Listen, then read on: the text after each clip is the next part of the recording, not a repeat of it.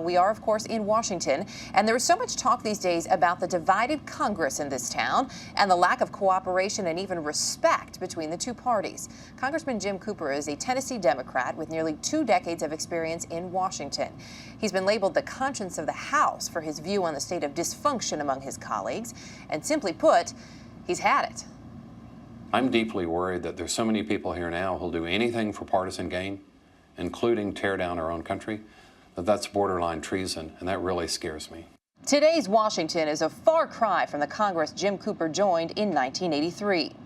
Back then, there was disagreement, but also understanding. Tip O'Neill and Ronald Reagan were a classic example. They'd argue during the daytime, and they'd go have a beer together at night. They'd tell stories, and they'd get along. People today rarely do that. They like to fight during the day and at night. They don't even know each other's names. In July, Cooper shocked many of his colleagues when he used the floor at a House committee hearing to chastise that behavior and to call for change. It doesn't have to be this way. We can be civil to each other. We can be informed. We can resist the partisan talking points. But I'm not seeing that sort of behavior. I didn't intend to just scold them. I wanted better behavior, and I wanted younger members to learn that you don't have to act this way. As a Blue Dog Democrat, Cooper's efforts haven't always found widespread support. He's often too conservative for his own party, too liberal for Republicans. But he's hoping this is an issue that can transcend left and right. How do you fix it then? Where do you begin? Well, I think a solution starts with better candidates.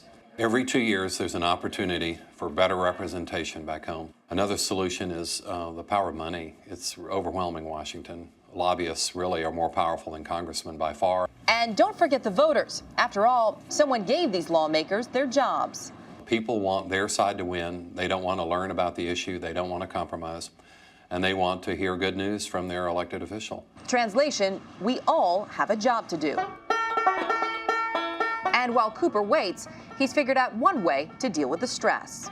Music is good therapy. Do you ever feel like that's it? I can't do this anymore. No one is working with me. There are days that I lose hope, but when I look at the Capitol Dome, when I see this magnificent city and country, I think I'm so blessed to be born here. But the key is to realize that no political party has a monopoly on wisdom.